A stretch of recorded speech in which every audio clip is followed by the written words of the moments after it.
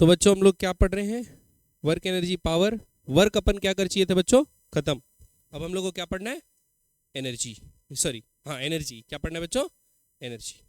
तो सबसे पहले जो एनर्जी देखने वाले हैं वो कौन सी एनर्जी बच्चों? Kinetic energy. ठीक। अब काइनेटिक एनर्जी क्या है देखो। तो बच्चों अगर कोई ऑब्जेक्ट है और वो रेस्ट पे रखा हुआ है, क्या पे रखा हुआ है? रेस्ट में। ठीक ठीक।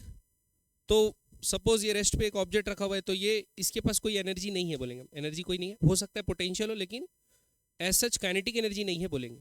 लेकिन अगर यही ऑब्जेक्ट क्या करे बच्चों? मूव करने लगे। क्या करने लगे? मूव करने लगे। सपोज इसके पास एक वेलोसिटी v आ जाए, इसके पास वेलोसिटी क्या आ जाए? v। तो अगर इसकी स्पीड को चेंज करना है, इसकी स्पीड को चेंज करना है, तो बच्चों फर्स्ट लॉ ऑफ मोशन के हिसाब से इसमें क्या लगेगा? एक एक्सटर्नल फोर्स। और वो फोर्स कैसे लगेगा? इसकी वेलोसिटी के अपोजिट में, ठीक, अगेंस्ट में। तो ये फोर्स क्या करेगा? इसकी वेलोसिटी को कम करेगा। फोर्स क्या करेगा? इसकी वेलोसिटी को कम करेगा। तो हम लोग बोलेंगे फोर्स इसके ऊपर क्या कर रहा है? वर्क कर रहा है। ठीक। अब वर्क कर रहा है तो इसको सपोज वर्क कर करके रोका दिया, वर्क कर करके क्या किया? रोका दिया। ठीक। तो देखने के दो तरीके हैं। या हम बोल सकते हैं इस फोर्स ने इसके ऊपर वर्क किया, या इसने एक मूविंग ऑब्जेक्ट ने इस फोर्स को वर्क करवाया। बोल सकते हैं नहीं बोल सकते? तो वर्क करवाया क्यों? क्योंकि इसके पास वेलोसिटी थी। क्योंकि इसके पास क्या थी? वेलोसिटी। आ रही बात समझ में? तो जब भी कोई ऑब्जेक्ट कोई वेलोसिटी पजेस करता है या स्पीड पजेस करता है, तो उसके कारण जो एनर्जी उसके पास होती है ना, उसको बोलते हैं काइनेटिक एनर्जी। क्या बोलते हैं? Kinetic energy. तो लिखिए energy possessed by virtue of motion। Energy possessed by virtue of motion, क्या बोलते हैं उसको? Kinetic energy. तो किसी भी ऑब्जेक्ट पे मोशन के कारण जो एनर्जी पोजेस होगी उसको क्या बोलेंगे? Kinetic energy. ठीक। और भी डिफरेंट फॉर्म्स ऑफ एनर्जी होती है, हमको लेकिन डील करना भी किससे? काइनेटिक। और काइनेटिक एनर्जी का फॉर्मूला क्या होता है? अपन 9वीं क्लास में डिराइव किए बच्चों, आज भी वही है, हाफ m स्पीड का स्क्वायर। ध्यान देना ये वेलोसिटी का स्क्वायर नहीं है। क्या का स्क्वायर है? स्पीड का, यानी वेलोसिटी के मैग्नीट्यूड का स्क्वायर। क्योंकि काइनेटिक एनर्जी है, और एनर्जी क्या होती है? एक स्केलर क्वांटिटी। एनर्जी क्या है बच्चों? Scalar quantity. ठीक है। काइनेटिक एनर्जी कैसी क्वांटिटी है? स्केलर। यूनिट क्या होगा बच्चों? जूल्स। एनर्जी है तो वर्क डन का यूनिट होगा। यूनिट क्या होगा इसका? जूल्स। ठीक। अब कुछ बातें जो इंपॉर्टेंट बातें हैं देखो। सपोज आप क्या कर रहे हैं? काइनेटिक एनर्जी को वेक्टर फॉर्म में लिखना चाह रहे हैं। किस फॉर्म में लिखना चाह रहे हैं? वैसे काइनेटिक एनर्जी खुद एक वेक्टर नहीं है, लेकिन हम लोग ऐसा जरूर लिख सकते हैं कि काइनेटिक एनर्जी बराबर हाफ m वेलोसिटी का क्या? Dot product. वेलोसिटी का क्या बच्चों? Dot product. तो वेलोसिटी का अगर डॉट प्रोडक्ट एक वेक्टर का खुद ही से डॉट प्रोडक्ट करते हैं तो क्या आता है? मैग्नीट्यूड का स्क्वायर बचता है। हरी बात समझे? तो ये हो गया ना स्पीड, स्पीड का स्क्वायर। तो ये आगे काइनेटिक एनर्जी किस फॉर्म में? वेक्टर फॉर्म में। ठीक। अब एक चीज सोचो, सपोज एक ऑब्जेक्ट है 1 किलो का। कितने किलो का? 1 किलो का। और उसकी वेलोसिटी है 2 मीटर पर सेकेंड। कितनी वेलोसिटी है? 2 मीटर पर सेकेंड। ठीक। इसको दो लोग ऑब्जर्व कर रहे हैं। एक ये आदमी ऑब्जर्व कर रहा है जो कि रेस्ट पे खड़ा है, और एक आदमी ऑब्जर्व कर रहा है जो खुद 1 मीटर पर सेकेंड से चल रहा है। क्लियर बात? एक आदमी है जो रेस्ट पे खड़ा हुआ है, और एक आदमी है जो खुद 1 मीटर पर सेकेंड से चल रहा है। तो दोनों के हिसाब से बच्चों काइनेटिक एनर्जी क्या आएगी ये देखते हैं। तो ये रेस्ट पे है, तो इसके हिसाब से जो इसकी वेलोसिटी है, जो इसकी वेलोसिटी है वही वेलोसिटी रहेगी। तो ये बोलेगा इसकी काइनेटिक एनर्जी है हाफ m इंटू 2 का स्क्वायर। तो ये आ जाएगा बच्चों 2 जूल। कितना बोलेगा ये आदमी? कि 2 जूल क्या है? एनर्जी है बोलेगा। किसकी? इस ऑब्जेक्ट। अब वही सेम ऑब्जेक्ट को ये देख रहा है, लेकिन इसके रिलेटिव ये खुद फ्रेम इसका मूव कर रहा है v वेलोसिटी 1 मीटर पर सेकेंड से। तो ये क्या बोलेगा? Velocity of object with respect to me, velocity of object minus velocity of me. Velocity of object कितना है 2, मेरा वेलोसिटी कितना है 1, ठीक। तो यहाँ पर बच्चों वेक्टर एडिशन करना है। वेलोसिटी क्या होता है, वेक्टर क्वांटिटी होता है ना, तो यहाँ पर वेक्टर एडिशन करना है। एक ही डायरेक्शन में तो प्लस प्लस, अपोजिट है तो प्लस माइनस, और कोई एंगल बन रहा है तो फिर वही v1 square plus v2 square plus 2v1 v2 cos theta, ऐसे करके मैग्नीट्यूड निकालना है। बात समझ में कि नहीं? तो ये आ गया 1 मीटर पर सेकेंड। तो इसके हिसाब से इसकी वेलोसिटी कितनी है 1 मीटर पर सेकेंड, उसका मैग्नीट्यूड कितना है 1 मीटर पर सेकेंड। तो ये बोलेगा काइनेटिक एनर्जी हाफ इंटू 1 का स्क्वायर, मतलब आधा जूल, ठीक। तो काइनेटिक एनर्जी डिपेंड करता है ऑब्जर्वर पे भी। किस पे डिपेंड करता है? ऑब्जर्वर पे। ऑब्जर्वर का फ्रेम के हिसाब से काइनेटिक एनर्जी का वैल्यू क्या हो सकता है? डिफरेंट। अच्छा में पक्का हो सकता है कि ये ऊपर जा रहा हो 1 मीटर पर सेकेंड से, कहाँ जा रहा हो? ऊपर। तो भी इसका वेलोसिटी क्या हो गया बच्चों? फिर ऐसे लेंगे, वेलोसिटी ऑफ ऑब्जेक्ट क्या हो गया? वेलोसिटी तो आगे जा रहा था, तो इसको लिखेंगे 2i, वेलोसिटी ऑफ ऑब्जेक्ट। तो क्या था? 2i, और वेलोसिटी इसका क्या है? j, तो क्या लिखेंगे? -1j। तो velocity of object with respect to man का मैग्नीट्यूड क्या आएगा? 2 का स्क्वायर प्लस 1 का स्क्वायर का अंडर रूट, तो क्या आएगा बच्चों? √5। क्या आएगा बच्चों? √5। तो काइनेटिक एनर्जी निकालेंगे हाफ m √5 का स्क्वायर, तो कितना आएगा? 5/2 जूल। बात समझ में कि नहीं है बच्चों? तो काइनेटिक एनर्जी किस पे डिपेंड करता है? फ्रेम पे डिपेंड करता है। फ्रेम पे डिपेंड करेगा। ऑब्जर्वर कौन है? क्लियर है बात? तो एक ही ऑब्जेक्ट का दो ऑब्जर्वर के हिसाब से काइनेटिक एनर्जी क्या हो सकती है? अलग अलग हो सकती है, ठीक है। तो जैसे ब्लॉक ऑन ब्लॉक वाले प्रॉब्लम आते हैं ना, तो ऐसा बोलेगा कि नीचे वाला जो प्लैंक है उसके रेस्पेक्ट में ऊपर वाले की काइनेटिक एनर्जी क्या, ऐसा भी पूछ सकता है। तो ऐसा नहीं कि आप mv² ही लिख दें। ओके, समझ में आई चीज़? पढ़े आगे, ठीक। अब बच्चों सबसे इंपॉर्टेंट चीज़ जो हम लोग इस चैप्टर में पढ़नी है, वो पढ़नी है हमको वर्क एनर्जी थ्योरम, ठीक। वर्क एनर्जी थ्योरम, ये इस चैप्टर का ब्रेड एंड बटर है। क्या है ये? और इसके बाद जो कंजर्वेशन ऑफ एनर्जी पढ़ेंगे, पोटेंशियल एनर्जी पढ़ने के बाद, ये इस चैप्टर का क्या है? ब्रेड एंड बटर, ठीक है। देखो क्या बच्चों, मैं वर्क को लिख सकता हूं F इंटू डी एस, छोटा वर्क, स्मॉल वर्क को लिख सकता हूं, फोर्स इंटू छोटा सा डिस्प्लेसमेंट लिख सकता हूं, ठीक। क्या मैं ये लिख सकता हूं कि DW बराबर MADS लिख सकता हूं बच्चों, ठीक। फोर्स बराबर क्या होता है? Mass into acceleration. अब बताओ क्या मैं DW को ऐसे लिख सकता हूं MdV/dt इंटू DS? ये समझ में? एक्सेलरेशन को क्या लिखा मैं? dV/dt।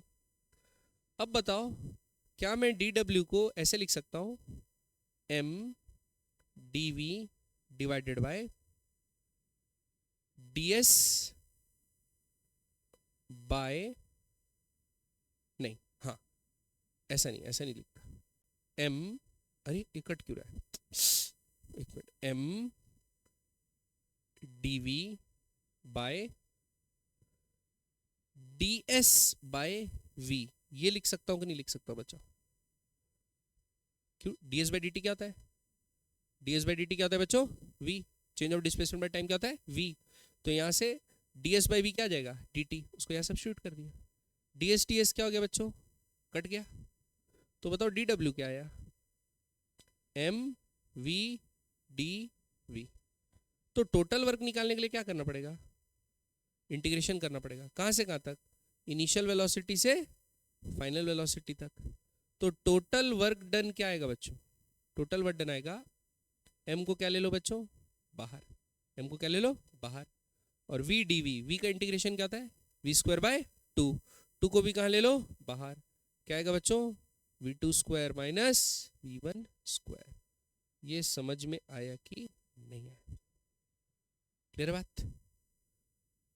V1 V2 स्पीड्स है, V1 V2 क्या है? मैग्नीट्यूड ऑफ वेलोसिटी, स्क्वायर कर दिए ना। बात समझ में? तो बच्चों अगर आप किसी ऑब्जेक्ट में एक टोटल वर्क देख रहे हैं, कितना वर्क देख रहे हैं? टोटल वर्क ऑब्जेक्ट में वर्क हो रहा है, एक्सटर्नल फोर्स कर रहा है, टेंशन कर रहा है, नॉर्मल रिएक्शन कर रहा है, स्प्रिंग कर रहा है, ग्रेविटी कर रही है, सब वर्क कर रहे हैं मिलजुल के, जितने भी फोर्सेस हैं, चाहे कंजर्वेटिव नॉन, जो भी वर्क हो रहा है, सारे वर्क का आप सम कर दो, that will be equal to change in kinetic energy. क्या होगा बच्चों?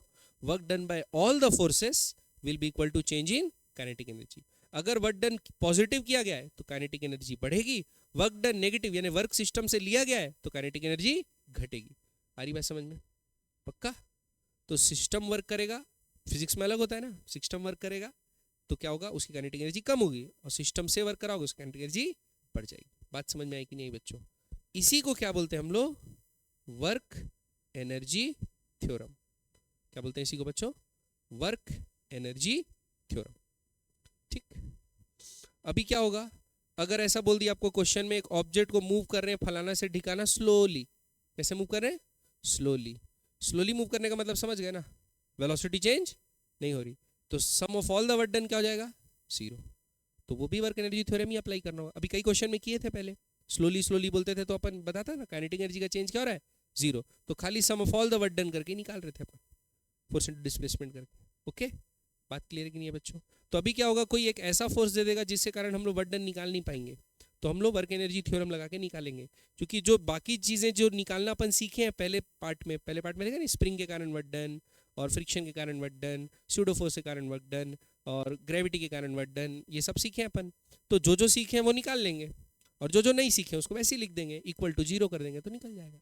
बात समझ में आई कि नहीं? वर्क एनर्जी थ्योरम लगा के, बशर्ते स्लोली चल रहा हो या काइनेटिक एनर्जी में चेंज क्वेश्चन में दिया हो। पक्का? ये बात समझ में आई कि नहीं? इसी को क्या बोलते हैं बच्चों? Work energy theorem.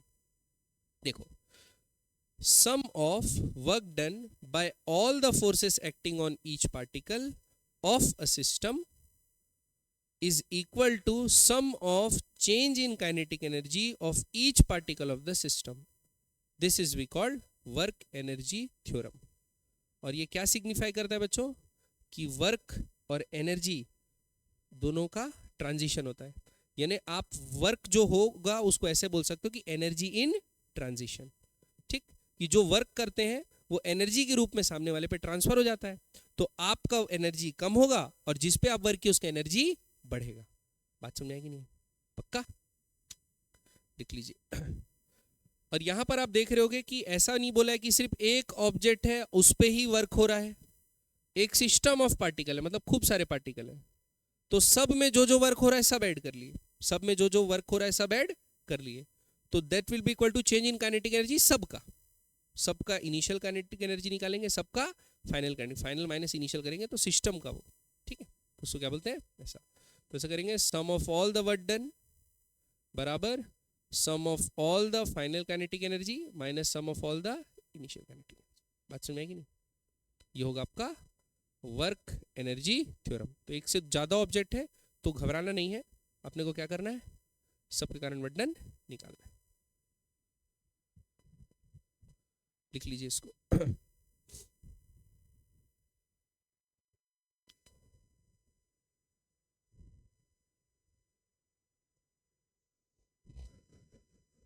मैं रिकॉर्डिंग दबाया? हाँ दबाया।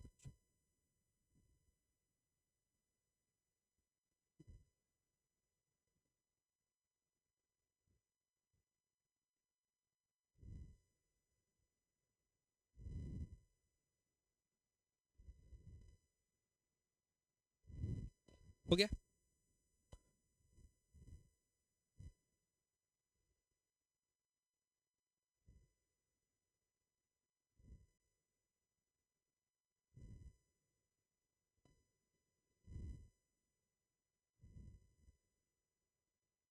जितना दिया है उससे एक्स्ट्रा नहीं लिखना बेटा, ठीक है? जितना दिया है उतना ही लिखना है कुहू, ठीक है? इतना देर से लिख रहे हो, आगे बढ़े। चलिए अगा, अब देखो कुछ नोट कर लेते हैं। क्या कर लेते हैं बच्चों? नोट। अब वर्क डन बच्चों, सपोज अगर सिस्टम की बात करें, किसकी बात करें बच्चों? सिस्टम। तो सिस्टम में ऐसा होगा ना, सपोज एक मास है, ये पुली के थ्रू एक दूसरे मास से जुड़ा हुआ है ना? तो क्या होगा, इन दोनों के बीच भी टेंशन वाला एक फोर्स लग रहा होगा, वो तो इंटरनल है ना, जितना इसमें लग रहा है उतना इसमें लग रहा है, तो वो भी वर्क डन हमको जोड़ना है। अरे बात समझे, जो इंटरनल फोर्सेस लग रही है ना, जैसे दो ऑब्जेक्ट से बीच में फ्रिक्शन लग रहा है, तो जितना उस पर लग रहा है उतना नीचे वाले पे फ्रिक्शन लग रहा है, वो इंटरनल फोर्स है दोनों के बीच में। लेकिन उसके कारण भी जब वर्क एनर्जी थ्योरम लगाओगे तो वो इंटरनल फोर्सेस को भी हमको क्या करना है बच्चों? जोड़ना है। क्लियर बात? तो sum of all the internal forces करना है, sum of all the external forces भी करना है, और that will be equal to change in kinetic energy. Clear बात? क्लियर? अब क्या होगा, Newton third law of motion हमको बताएगा कि इंटरनल फोर्सेस का सम क्या होता है, जीरो। तो नेट इंटरनल फोर्स, अगर सिस्टम का फ्री बॉडी डायग्राम बनाओगे ना, बाहर से हम लोग करते थे ना, जब ड्राइविंग फोर्स निकालने के लिए क्या करते थे, पूरे सिस्टम को एज अ होल देखते थे और उसमें जो जो बाहर से फोर्स लग रहा है वो देखते थे। अब आपस में दोनों के बीच फ्रिक्शन लग रहा है या आपस में दोनों धागे से जुड़े हैं वो सब देखते थे नहीं, क्योंकि नेट इंटरनल फोर्सेस का सम क्या होता है, जीरो होगा, क्योंकि जितना एक पे लगता है दूसरा उतना ही दूसरे पे लगता है। तो नेट इंटरनल फोर्सेस का सम जीरो होता है, लेकिन work done by internal force may और may not be equal to zero. जरूरी नहीं कि वर्क डन भी उनके कारण जीरो। बात समझ में कि नहीं? इंटरनल फोर्सेस का सम जीरो हो सकता है, लेकिन वर्क डन जीरो हो ये जरूरी हो भी सकता है, लेकिन हो जीरो ये जरूरी नहीं। इसीलिए हम लोग को वर्क डन में जोड़ना पड़ेगा वर्क एनर्जी थ्योरम में। क्लियर बात? पक्का? तो हम लोग को क्या करना है बच्चों, वर्क एनर्जी थ्योरम में जितनी एक्सटर्नल फोर्सेस उसके कारण वर्क डन निकालो, जितनी इंटरनल फोर्सेस उसके कारण वर्क डन निकालो, जितनी स्यूडो फोर्सेस उनके कारण वर्क डन निकालो, और भी कोई दूसरी फोर्सेस बच जा रही है इनके अलावा भी तो उसके कारण फ्रिक्शन विक्शन लन फन जो भी है सब निकाल लो और फिर उसको क्या कर इक्वेट कर दो, चेंज इन काइनेटिक एनर्जी। ठीक? तो अगर आप किसी ऑब्जेक्ट पे वर्क कर रहे हो, मतलब वो वर्क उसके ऊपर कर रहे हो, तो वर्क पॉजिटिव है। वर्क क्या है? पॉजिटिव। तो positive work increases the kinetic energy और negative work decreases the kinetic energy. So work can be converted into kinetic energy and kinetic energy can be converted into work. ठीक है बच्चों, यही हमारा वर्क एनर्जी थ्योरम। ठीक है, और ये जो फॉर्मूला है अभी जो आगे हम लोग जितना भी पढ़ेंगे ये फॉर्मूला रिफाइन होते जाएगा। ये फॉर्मूला क्या होता जाएगा? रिफाइन, यानी और सिंप्लीफाई होते जाएगा कि कई ऐसी फोर्सेस होंगी जो आपको निकालनी नहीं पड़ेंगी। डायरेक्ट ये चेंज इन काइनेटिक है तो पोटेंशियल एनर्जी और जो कंजर्वेटिव फोर्सेस रहेगी, स्प्रिंग फोर्स, ग्रेविटेशनल फोर्स, वो पोटेंशियल एनर्जी चेंज करती है। तो पोटेंशियल एनर्जी चेंज निकालना आसान होता है थोड़ा सा, तो हम लोग पोटेंशियल एनर्जी चेंज को इधर ऐड करके जो कंजर्वेटिव फोर्सेस है वो भी हटा देंगे, तो सिर्फ एक्सटर्नल फोर्सेस और फ्रिक्शन यही सब बच जाती है। ठीक है, तो और सिंपल हो जाएगा प्रॉब्लम, लेकिन अभी नहीं, अभी तो फिर बढ़ेंगे। बढ़े आगे बच्चों, लिख लो फटाफट।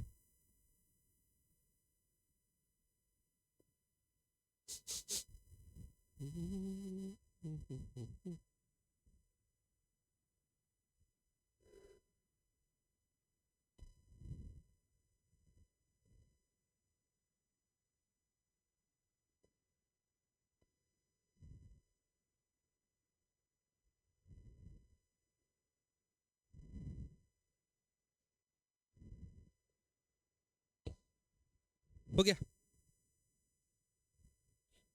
नेक्स्ट चलिए बच्चों, अब क्या बनाते हैं बच्चों, एक सवाल। तो क्या बोला है देखो, the only force acting on a 2 kg body when it's moving along X axis varies as shown in figure. तो एक वेरिएबल फोर्स है बच्चों, और किस पोजीशन पे कितना फोर्स लग रहा है उसका अपने को डायग्राम दिया हुआ है। बहुत अच्छी बात है, क्योंकि एफ एक्स से अपन क्या निकाल सकते हैं, ग्राफ से वर्क डन निकाल सकते हैं। ठीक, अब the velocity of body at X equal to 0, मतलब इनिशियल वेलोसिटी अपने को दे दिया है बच्चों, कितना, 4 मीटर पर सेकेंड। अब हमको बाकी चीजें पूछा है। पहला, what is the kinetic energy of body at X equal to 3। तो हम ये देख लेते हैं एक्स इक्वल टू 3 तक कितना काम हुआ है, एक्स इक्वल टू 3 तक कितना काम हुआ है। तो एक्स इक्वल टू 3 तक ये आ गया, तो काम कितना होगा, दिस प्लस दिस, इतना होगा। तो वर्क डन निकालना पड़ेगा, तो हम लोग को ट्रेपीजियम का एरिया और ट्रायंगल के एरिया को ऐड करना है। तो वर्क डन दिखते हैं बच्चों कितना हो रहा है, कब से कब तक, 0 से 3 तक वर्क डन है ना। तो एरिया ऑफ ट्रायंगल क्या होगा बच्चों, हाफ इंटू बेस 0 से 1 इंटू हाइट कितना है 4। ऐसा यूनिट्स में सब चेक कर लेना, ये न्यूटन ये मीटर, ऐसा यूनिट्स में। ठीक है, तो जूल में आ जाएगा आंसर। तो कितना आ गया 2, और फिर माइनस, माइनस क्यों लिखा बच्चों, ग्राफ नीचे बना है, फोर्स नेगेटिव हो गया, ग्राफ क्या बना है नीचे, डिस्प्लेसमेंट पॉजिटिव हो रहा है लेकिन फोर्स नेगेटिव है, तो वर्क डन क्या आएगा, नेगेटिव। तो वर्क डन नेगेटिव आएगा तो क्या लिखेंगे, area of trapezium half into sum of parallel sides. तो एक पैरेलल साइड है 1 से लेके 3, तो इसका साइज क्या होगा 2, इसका साइज क्या होगा बच्चों 2, प्लस दूसरा क्या है 2 से लेके 3, तो कितना होगा 1, दूसरा क्या होगा 1, इंटू हाइट, हाइट कितना आएगा बच्चों 0 से लेके 4, तो कितना आएगा 4, तो 2 2 जा 3 2 जा 6 और 2, ये आ गया 2, तो ये कितना होगा बच्चों, -4 जूल। ये आया वर्क डन इन 0 से 3, -4 जूल। तो काइनेटिक एनर्जी में कितने की कमी आएगी, 4 जूल की कमी आएगी, 4 जूल की कमी आएगी। तो अपन क्या लिखेंगे, applying work energy theorem, applying work energy theorem. तो वर्क एनर्जी थ्योरम अप्लाई करोगे तो नेट वर्क डन -4 बराबर change in kinetic energy, final kinetic energy minus initial kinetic energy. तो -4 बराबर के final minus initial kinetic energy, initial velocity से निकलेगी। तो मास क्या दिया है बच्चों ऑब्जेक्ट का, 2 kg, हाफ mv², और v कितना दिया बच्चों 4, 4 4 जा 16, 2 से 2 कैंसिल, ये -16 आया, -16 उधर जाएगा तो क्या हो जाएगा +16। तो आपका फाइनल काइनेटिक एनर्जी क्या आ जाएगी, 16 - 4 विच इज 12 जूल। क्लियर बात। तो देखो वर्क डन नेगेटिव है, ओवरऑल वर्क डन क्या है नेगेटिव, तो काइनेटिक एनर्जी क्या हुई कम, 16 से 12 हो गई, 4 जूल की कमी आ गई। बात समझ में पक्का। Next, at what value of x will the body have kinetic energy of 8 joule, kinetic energy of 8 joule. किस पोजीशन पे पूछा है ना, किस पोजीशन पे पूछा है। तो क्या करते हैं, इसको पहले मिटाते हैं, इसको पहले मिटाते हैं। अब आप सोचो आपका वर्क डन कितना होना चाहिए, वर्क डन बराबर होगा चेंज इन काइनेटिक एनर्जी। तो फाइनल काइनेटिक एनर्जी 8 हो जाए बोला है, माइनस इनिशियल काइनेटिक एनर्जी कितना हो जाए 16 दिया, कितना दिया 16 दिया ना, तो 16 हो जाए। तो ऐसा कब होगा, जब आप कितना वर्क डन करेंगे, -8 जूल का वर्क डन करेंगे। तो देखो यहां तक कितना वर्क डन हुआ था टोटल, -4 जूल का वर्क डन हुआ था। तो और 4 जूल का वर्क करना है नेगेटिव, तो और 4 जूल का नेगेटिव वर्क करना है। तो देखो एक मीटर और आगे चले जाते हैं, तो देखो लेंथ इंटू हाइट, तो -4 × 1 ये -4 जूल आ जाएगा और वर्क। तो -4 - 4 कितना हो गया 8 जूल। तो किस पोजीशन पे 8 जूल रहेगी एनर्जी 4। बात समझ में आएगी नहीं, तो इसका आंसर क्या आएगा x बराबर 4। ये समझ में आया कि नहीं है बच्चों, पक्का। चलिए, what is the maximum kinetic energy attend by the body between x = 0 and 5। तो बच्चों काइनेटिक एनर्जी बढ़ती कब है, जब तक वर्क डन पॉजिटिव होता है, उसके बाद काइनेटिक एनर्जी घटना चालू हो जाती है। तो यहां से यहां जब तक 1 मीटर है तब तक वर्क डन क्या है पॉजिटिव, तो काइनेटिक एनर्जी बढ़ी होगी। यहां पहुंचने के बाद वर्क डन क्या हो गया नेगेटिव। तो ट्रायंगल का एरिया अपन निकाल चुके थे कितना बच्चों 2 जूल, कितना 2 जूल। तो 16 जूल क्या था इनिशियल एनर्जी, तो 2 जूल बढ़ गया, 2 जूल बढ़ गया तो कितना हो गया 18 जूल। तो मैक्सिमम काइनेटिक एनर्जी क्या होगी 18। इसके बाद तो वो घटना चालू हो गई, इसके बाद क्या होना चालू हो गई घटना, इसका तो नेगेटिव चले गया ग्राफ। तो फिर 18 से फिर कम कम होते होते आगे बढ़ रही। बात समझ में आएगी नहीं है, पक्का क्लियर है। तो ऐसे ग्राफ के क्वेश्चन बना लोगे बच्चों, काइनेटिक्स में भी तो प्रैक्टिस की है खूब सारा। अब यहाँ पर एनर्जी के थ्रू देखना है कि area under FX graph gives work done, और वर्क डन पॉजिटिव तो काइनेटिक एनर्जी बढ़ेगी, वर्क डन नेगेटिव तो काइनेटिक एनर्जी कम होगी। बढ़े आगे। अगला सवाल, a bullet leaving the muzzle of a rifle barrel with a velocity v penetrates a plank and loses 1/5 of its velocity। Kinetics में ऐसा क्वेश्चन किए ना, 1/5 of its velocity। तो बच्चों बोला क्या है कि मजल से वो v वेलोसिटी से निकली और एक प्लैंक को भेदने के बाद उसकी वेलोसिटी 1/5 हो गई, है ना, नहीं क्या लूजेस 1/5 ऑफ इट्स वेलोसिटी। तो मतलब मजल से निकली और प्लैंक से टकराई होगी कितने वेलोसिटी से v, और v/5 लूज कर गई, तो बचेगा कितना v - v/5, मतलब बचेगा कितना 4v/5। बात समझ में आ रही है, प्लैंक को लीव करने के बाद। It then strikes the second plank which is just penetrates through, which is just penetrates through, with it with क्या बोला,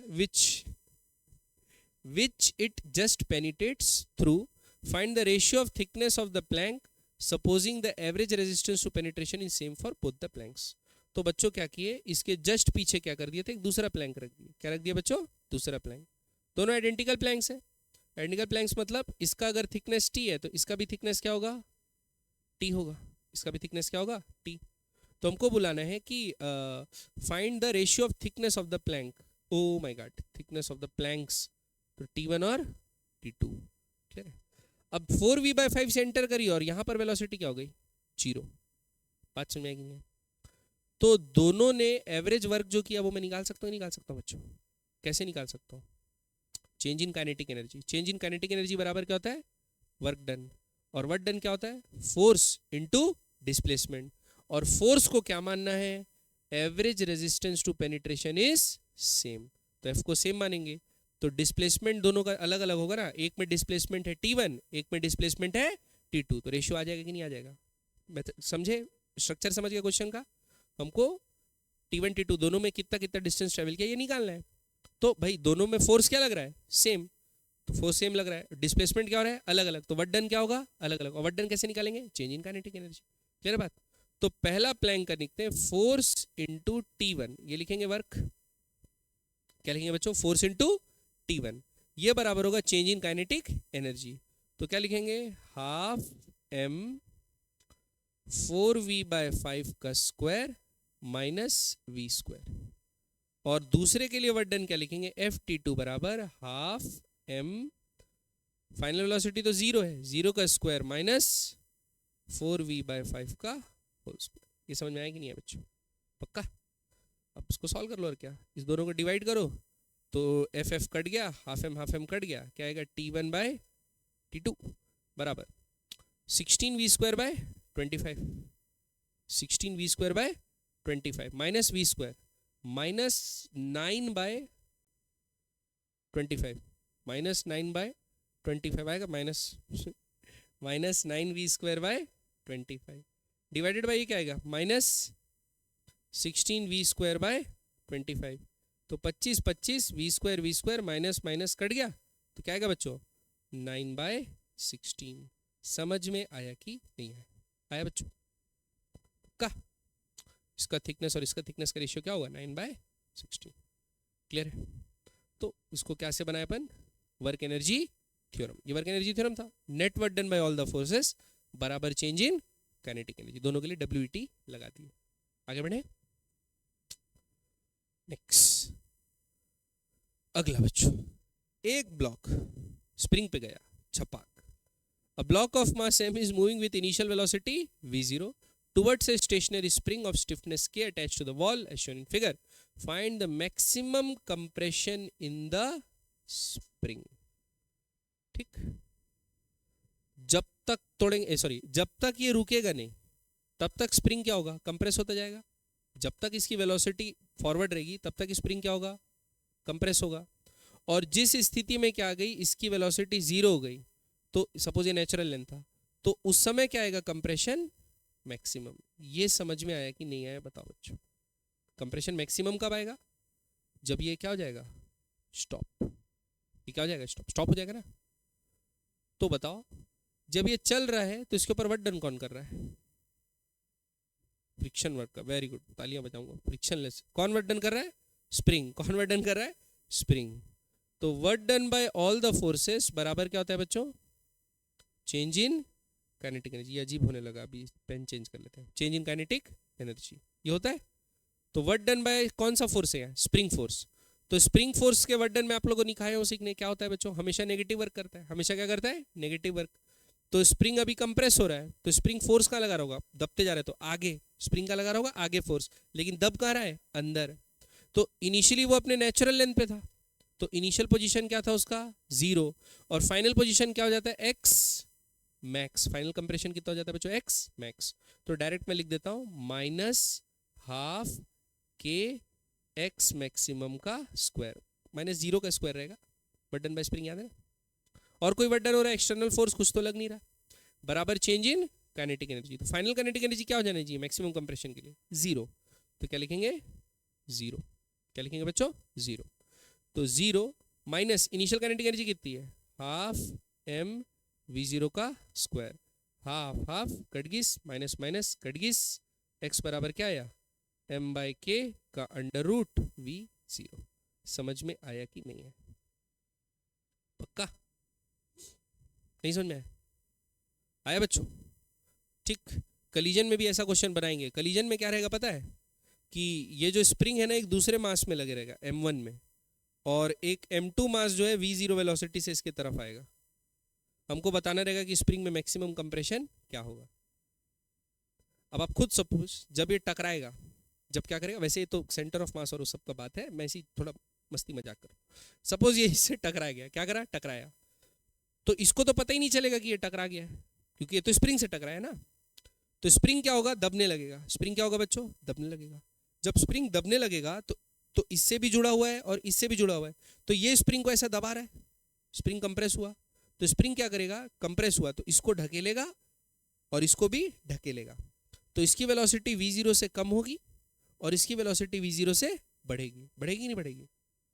तो स्प्रिंग क्या होगा, जब तक ये v0 बड़ा है और ये v छोटा है, ये भी तो v बढ़ने लगा ना, तो ये छोटा है, तब तक ये कम आगे जा रहा है, ये ज्यादा अंदर आ रहा है, तब तक कंप्रेशन होगा, तब तक क्या होगा, कंप्रेशन होगा। फिर जैसे ही एक स्थिति आएगी कि इसकी वेलोसिटी कम होते होते और इसकी वेलोसिटी बढ़ते बढ़ते दोनों की वेलोसिटी क्या हो जाएगी, सेम। दोनों की वेलोसिटी क्या हो जाएगी, सेम। उस वक्त कंप्रेशन क्या होगा, मैक्सिमम। उसके बाद अभी भी स्प्रिंग तो कंप्रेस है, तो इसको तो आगे ही ढकेल रहा है, तो इसकी वेलोसिटी अब बढ़ने लगेगी और इसकी वेलोसिटी अभी भी कम हो रही है, इसकी वेलोसिटी अभी भी कम हो रही है, तो अब दोनों के बीच गैप वापस से बड़ा होगा। तो स्प्रिंग जितनी कंप्रेस हुई थी वो अपनी नॉर्मल नेचुरल लेंथ की तरफ आएगी, और एक बार नेचुरल लेंथ आ गई तो फोर्स लगना बंद हो गया, ये इसकी वेलोसिटी कम हो गई, इसकी वेलोसिटी ज़्यादा हो गई, तो दोनों सेपरेट हो जाएंगे। बात समझ आएगी नहीं? तो ऐसा होता है कलीजन। इसको भी ऐसे टाइप का सवाल भी अपन पढ़ेंगे आगे, वर्क एनर्जी थ्योरम से ही बनाएंगे। ठीक है, छोड़ो अभी मत सोचो। लेकिन is work done bye spring negative और पॉजिटिव? बताइए भाई, क्यों? काइनेटिक एनर्जी कम हो गई, काइनेटिक एनर्जी कम हो गई, वर्क डन नेगेटिव। ठीक, क्योंकि वर्क डन ऑब्जेक्ट पे क्या हुआ,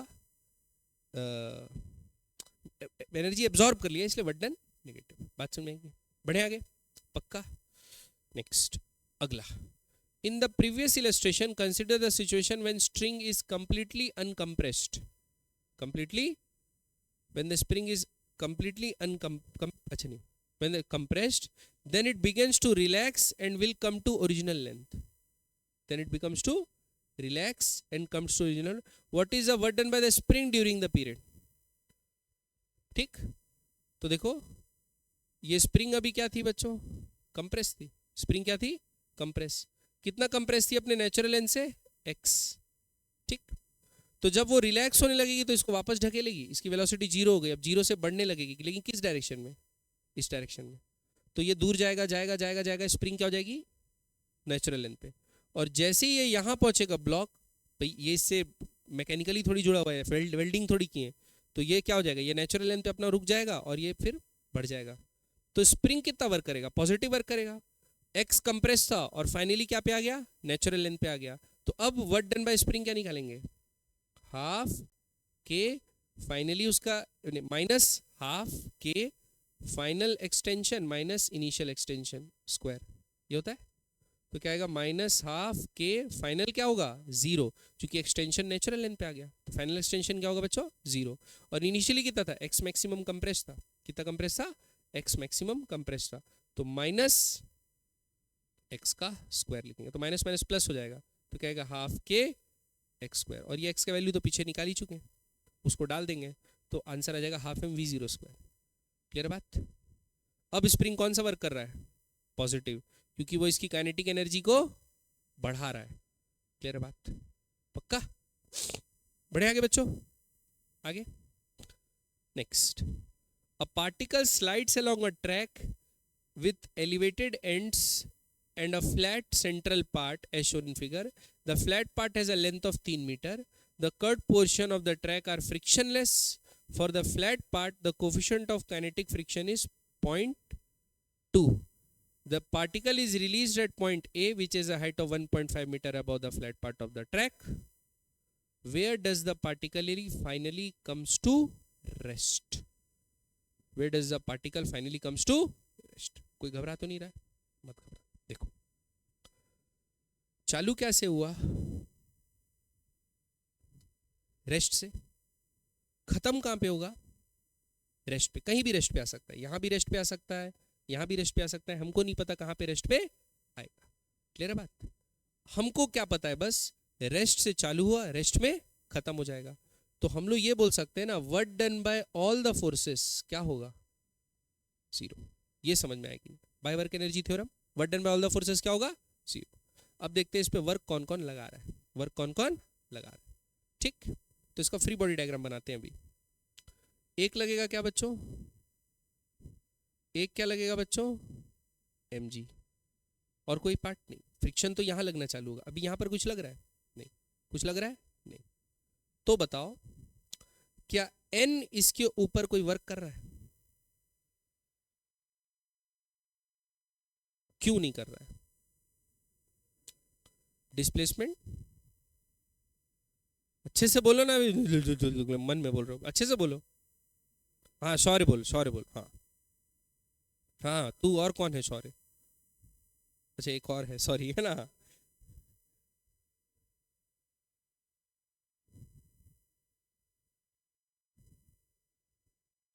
चलो किसी इंस्टेंट पे अपन स्लोप ऐसा ले लेते हैं, ले लेते हैं। तो मेरे को बता भाई, भगनी निवेदित, भाई निवेदित मेरे को बताओ कि नॉर्मल रिएक्शन हमेशा कैसा लगता है, सरफेस के परपेंडिकुलर, और डिस्प्लेसमेंट किधर होता है, सरफेस के टेंजेंशियल। ये पता है कि नहीं पता है? अब वो कर्व हो कि स्ट्रेट हो, किसी भी इंस्टेंट पे, किसी भी इंस्टेंट पे नॉर्मल रिएक्शन और डिस्प्लेसमेंट हमेशा, तभी तो नॉर्मल रिएक्शन बोलते हैं उसको। क्या बोलते हैं? Normal reaction. नॉर्मल का मतलब समझते हो ना, सरफेस का परपेंडिकुलर, कॉन्टैक्ट सरफेस के परपेंडिकुलर। और डिस्प्लेसमेंट क्या होता है, सरफेस के अलोंग। तो नॉर्मल कॉन्टैक्ट वर्क डन करेगा? नहीं, नॉर्मल कॉन्टैक्ट कोई वर्क डन नहीं कर रहा। तो अपन सबसे पहला लिख लेते हैं, work done by normal contact for 0 होगा। नीचे आ रहा है तब भी, सीधा चल रहा है तब भी, ऊपर चढ़ रहा है तब भी। बात समझ में आएगी नहीं? पक्का? अब देखते हैं तो वर्क कौन कर रहा है, वर्क कर रहा है mg। तो वो यहां से a से चालू हो गया और b से b तक आ गया। वर्क डन बाय mg निकालना है बच्चों। तो फोर्स होगा, फोर्स मास कितना दिया है, पार्टिकल ऑफ मास कुछ नहीं, मास नहीं दिया, मास कटेगा। मास क्या करेगा बच्चों, कटेगा। तो फोर्स कितना लगेगा, mg। फोर्स कितना लगेगा बच्चों, mg। और डिस्प्लेसमेंट क्या लेना है, ये कर्व वाला पार्ट गिनोगे कि सिर्फ वर्टिकल गिनोगे? सिर्फ वर्टिकल गिनेंगे। क्यों वर्टिकल गिनेंगे सिर्फ? क्योंकि पाथ पे डिपेंड नहीं करता, work done by gravity. Work done by gravity, gravity के अलोंग डिस्प्लेसमेंट हमको देखना है। बात समझ में आएगी नहीं? तो ग्रेविटी के अलोंग डिस्प्लेसमेंट अपन देखेंगे तो h कितना दिया है, 1.5। तो यहाँ क्या लिखेंगे बच्चों, 1.5। ये बात समझ में आएगी नहीं? तो ग्रेविटी ने इतना वर्क कर दिया। अब बच्चों वो b पे पहुंच गया। अब ग्रेविटी ने कुछ वर्क किया तो उसकी वेलोसिटी, पॉजिटिव वर्क किया ना ग्रेविटी ने, तो वेलोसिटी बढ़ गई होगी। मान के चलो उसकी वेलोसिटी अभी अभी मान रहा हूं, अभी कुछ v हो गई होगी, हो गई होगी। अब वो इधर रगड़ना चालू करेगा। अब फिर से इसका फ्री बॉडी डायग्राम बनाते हैं। तो ऊपर लगेगा n, नीचे लगेगा mg, जा रहा है सीधा तो फ्रिक्शन लगेगा पीछे। जा रहा है सीधे, ये फोर्स नहीं है, ये क्या है, वेलोसिटी। जा रहा है सीधे, फ्रिक्शन लगेगा पीछे। अब बताओ क्या mg और n वर्क करेंगे b से c तक में? नहीं करेंगे, कोई वर्क डन नहीं करेंगे। ठीक, क्यों? परपेंडिकुलर है। सिर्फ कौन वर्क करेगा, फ्रिक्शन पॉजिटिव वर्क करेगा कि नेगेटिव वर्क करेगा? क्यों?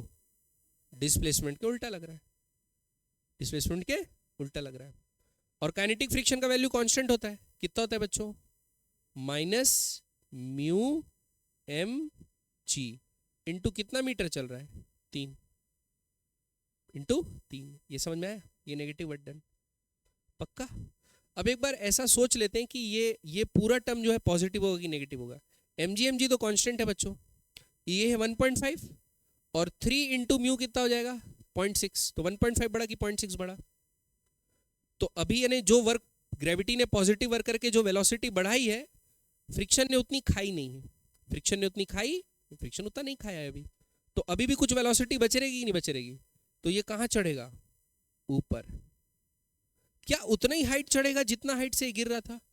क्योंकि फ्रिक्शन कुछ एनर्जी इसकी खा चुका है, बट वर्क नेगेटिव वर्क करके। तो अब ये उतना हाइट तो चढ़ नहीं पाएगा। तो मैं बोला चलो ये हाइट कितना चढ़ा बच्चों, h डैश। कितना हाइट चढ़ा ये, h डैश। तो जब ये h डैश चढ़ रहा है तब कौन वर्क करेगा, n करेगा? सिर्फ ग्रेविटी करेगी, फ्रिक्शन तो है नहीं, सिर्फ हॉरिजॉन्टल पार्ट फ्रिक्शन वाला था, वर्टिकल पार्ट फ्रिक्शन वाला। तो सिर्फ वर्क कौन करेगा बच्चों, ग्रेविटी। और ग्रेविटी कितना वर्क करती है, mgh। लेकिन यहां पर क्या लिखेंगे, माइनस mgh। तो क्या लिखेंगे, क्योंकि ग्रेविटी नेगेटिव वर्क कर रही है। क्यों?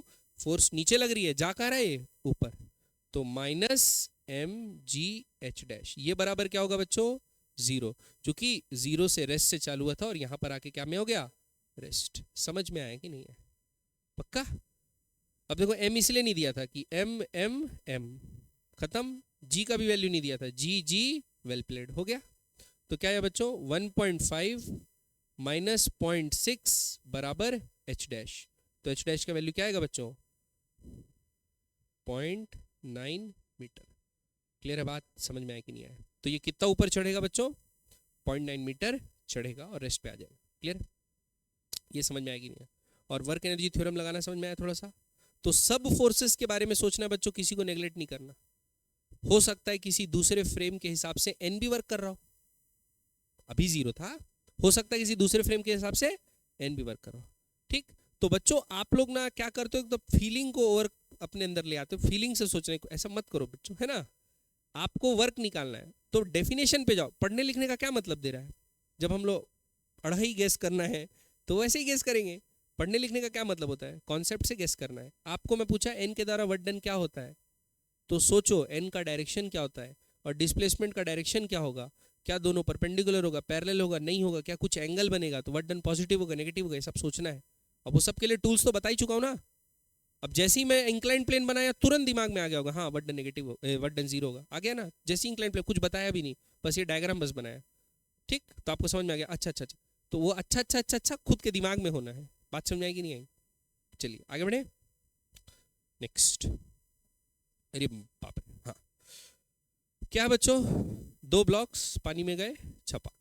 2 blocks are connected by a string as shown in figure. They are released from rest. Released from rest से छोड़ दी, ठीक है।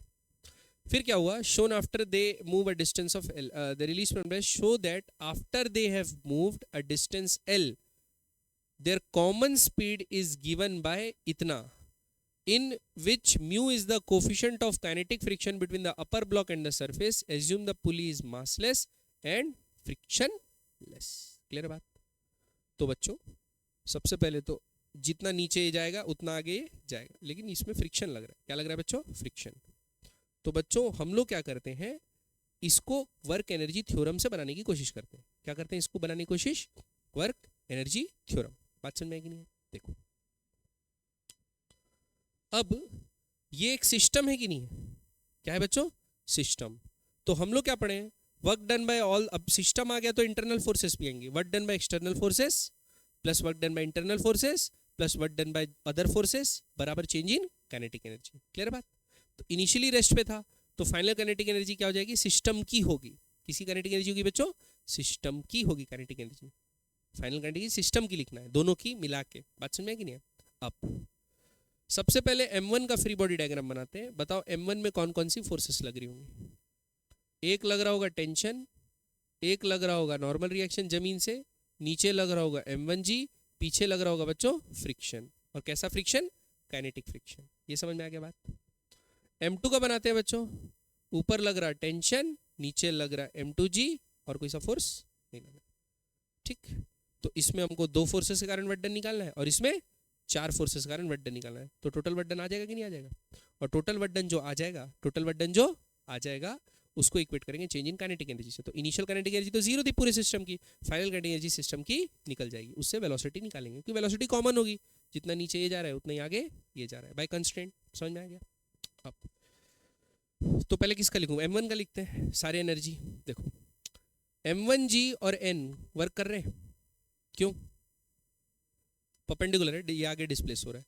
ठीक, अब T वर्क कर रहा है, T किधर लग रहा है, जिधर डिस्प्लेसमेंट हो रहा है उधर ही लग रहा है, तो वर्क डन पॉजिटिव होगा नेगेटिव? तो कितना होगा TL, कितना वर्क डन होगा बच्चों, TL, force into displacement TL। बात समझ में आएगी नहीं? क्या फ्रिक्शन वर्क कर रहा है, पॉजिटिव की नेगेटिव? माइनस म्यू M1GL, ये समझ में आया? Friction force into displacement. और फ्रिक्शन फोर्स ये कॉन्टैक्ट फोर्स कितना है दोनों के बीच, M1G, तो maximum contact force mu into N कर दिए। ठीक है, ये बात समझ में आई? अब ये पहला का हो गया, दूसरे पे आते हैं। ये L आगे जा रहा है बच्चों, तो ये L कहाँ जाएगा, नीचे। तो T क्या वर्क कर रहा है, पॉजिटिव की नेगेटिव? तो माइनस TL। क्या लिखेंगे बच्चों, माइनस TL। और M2G कितना वर्क कर रहा है, पॉजिटिव, तो प्लस M2GL। ग्रेविटी तो इसमें वर्क कर रही है, बाकी और कोई वर्क हो रहा है? सारे वर्क का लेखा जोखा हो गया, बराबर क्या आएगा, चेंज इन काइनेटिक एनर्जी। ठीक, क्लियर बात। ये टीएल से टीएल क्या हो गया बच्चों, कट गया, टीएल से टीएल कट गया। अब यहां पर आया m2 G L minus mu m1 G L बराबर kinetic energy, final kinetic minus initial. तो अभी काइनेटिक एनर्जी है half m1 plus m2 v square. ये बात समझ में आया कि नहीं आया? सिर्फ एक का नहीं लिख देना है, दोनों का वेलोसिटी सेम होगा, दोनों का वेलोसिटी क्या होगा, सेम। तो इसका kinetic energy half m1 v1 square, इसका half m2 v2 square. v1 और v2 सेम है तो उसको मैं v मान लिया और कॉमन ले लिया, तो क्या गया, half m1 plus m2 v square minus initial kinetic energy, और वो क्या थी, 0। बात समझ में आई बच्चों? तो यहां से क्या होगा, 2 ऊपर आ जाएगा, m1 प्लस m2 नीचे आ जाएगा, और स्क्वायर अंडर रूट हो जाएगा। क्लियर है बात? वही आ गया, क्लियर है बात? वो कॉमन ले लिया है, जीएल, जीएल कॉमन लोगे तो m2 माइनस म्यू m1 आ जाएगा, 2 m2 minus mu m1 GL by m1 plus m2 under root. Clear बात? समझ में आया बच्चों? वर्क एनर्जी थ्योरम लगाना थोड़ा क्लियर हुआ? क्या करना है, sum of all the work done, internal को भी लेना है, क्योंकि अभी तो चलो 0 हो गए, कट गए, नहीं भी लेते तो भी चलता, लेकिन हमेशा ऐसा हो जरूरी नहीं।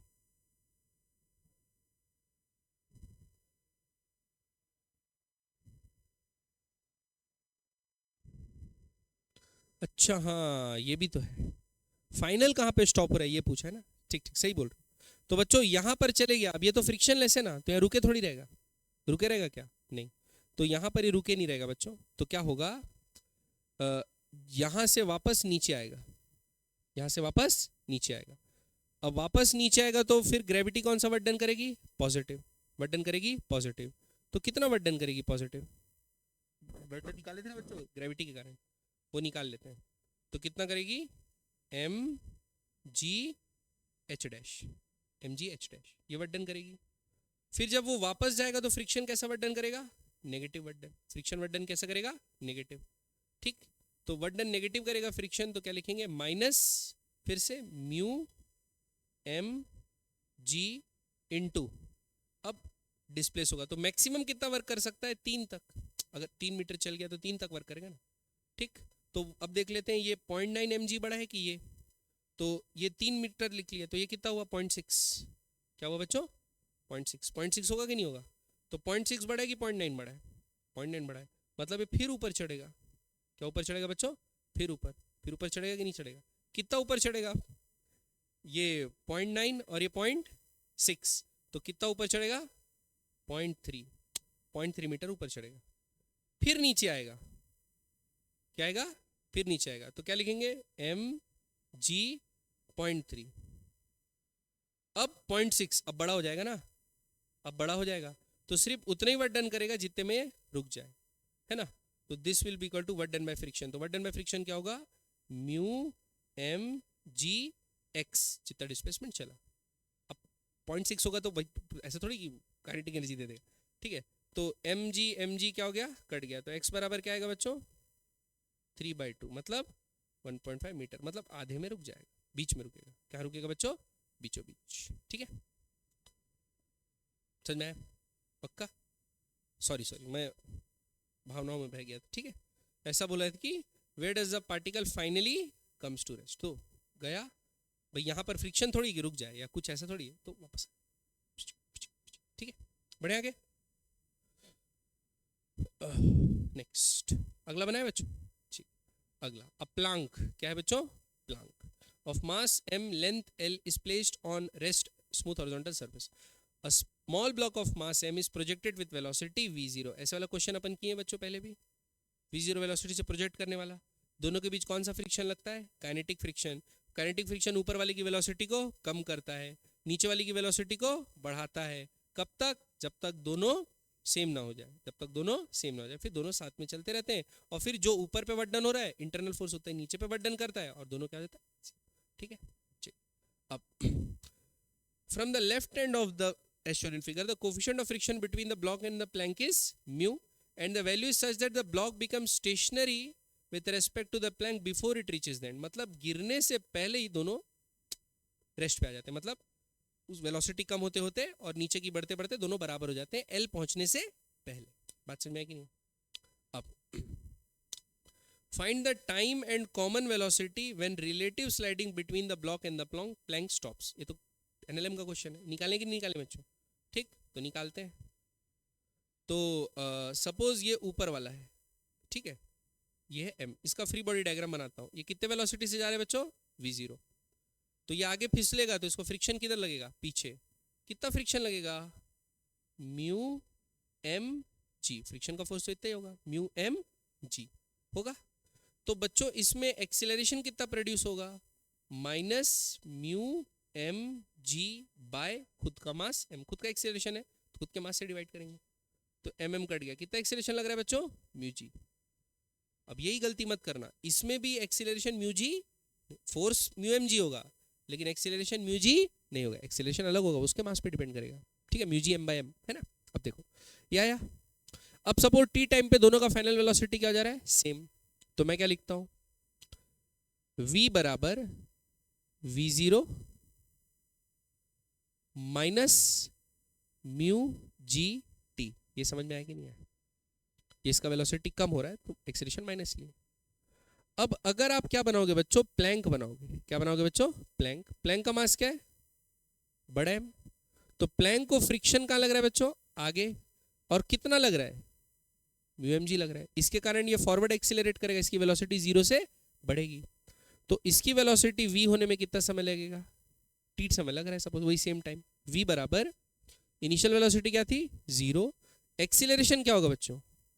म्यू छोटा एम जी बाय बड़ा एम इंटू टी. क्लियर? अब ये दोनों वेलोसिटी आपस में क्या है? बराबर. बराबर क्या है? बराबर. इक्वेट कर दो. तो v0 बराबर ये v0 माइनस ये बराबर, ये माइनस है, इस तरफ आके प्लस हो जाएगा तो क्या होगा?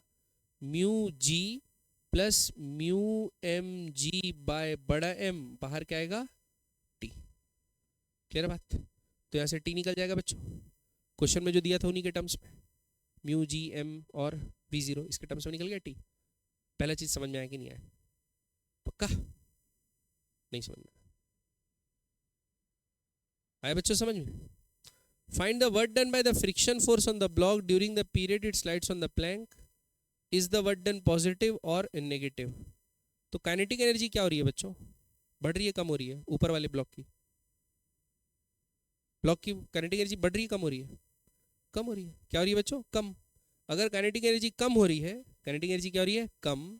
तो वर्क डन क्या होगा? नेगेटिव. वर्क डन क्या होगा?